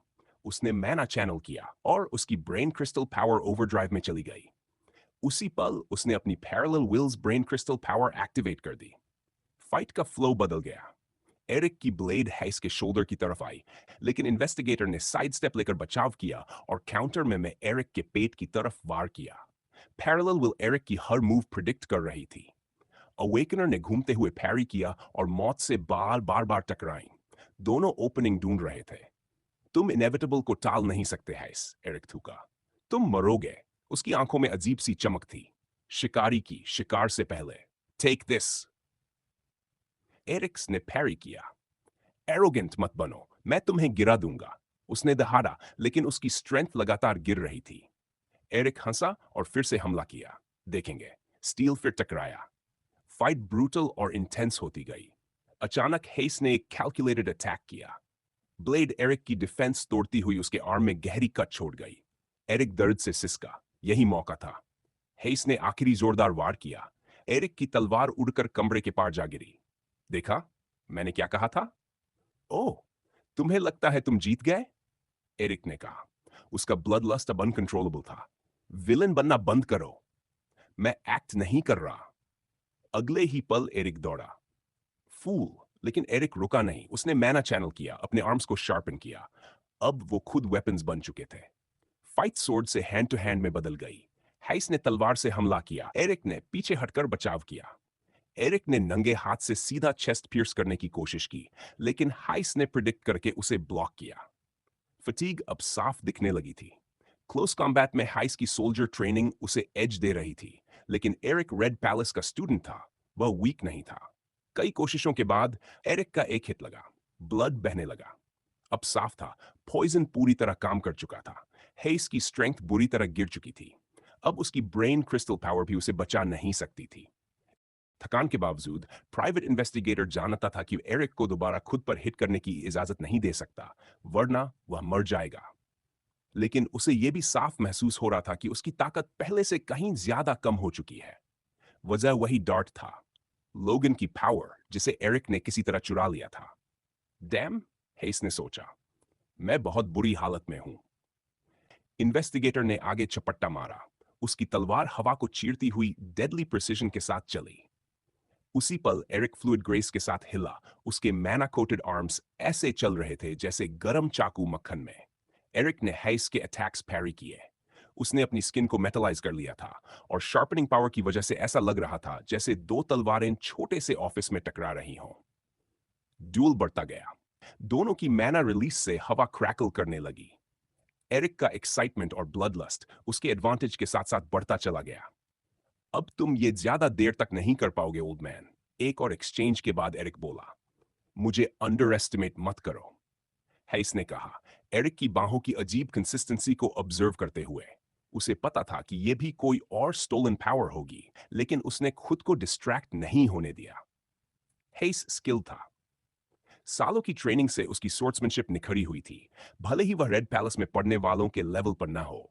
उसने रैपिड स्ट्राइक्स की एक बौछार से एरिक को पीछे धकेलने की कोशिश की, उसकी एक्सपोज्ड साइड्स को टारगेट करते हुए।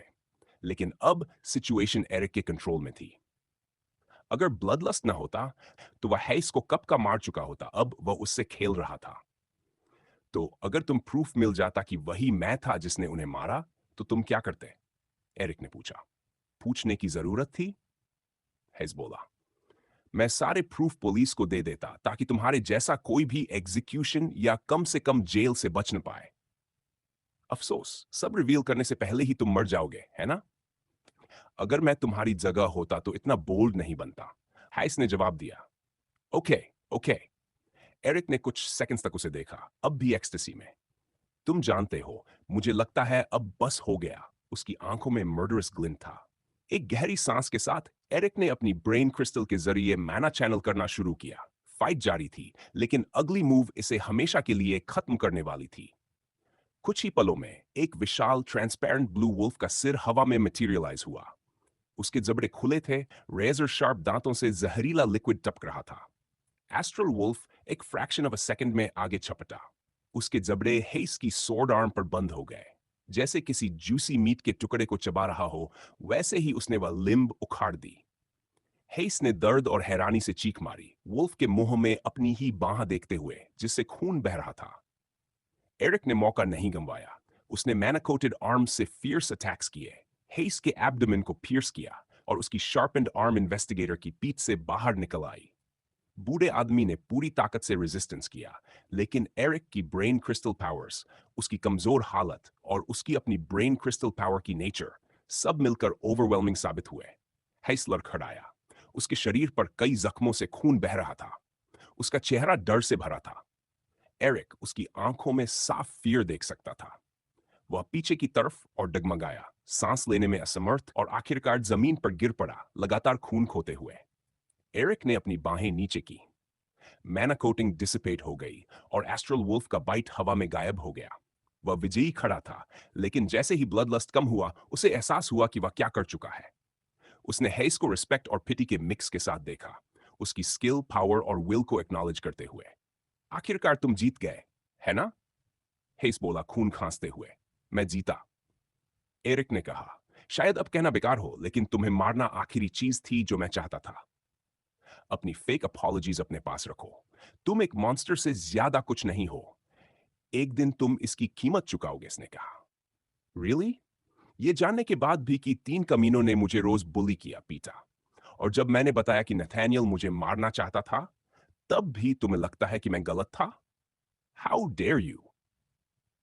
एरिक गुस्से से बोला। मुझे फर्क नहीं पड़ता। तुम चीजें अलग तरह से हैंडल कर सकते थे, हाइस बोला। अगर तुम सच में उनसे बेहतर होते तो उन्हें स्पेयर करते या हेल्प मांगते? कहना आसान है, एरिक ने कहा। बताओ, अगर मैं पुलिस को बताता तो क्या वे कुछ करते? क्या नथानियल मुझे मारने की कोशिश बंद कर देता? मैंने तुम्हें जो पिछली बार बताया था कि उसका फादर मैम्बास का लीडर है, वो सब सच था।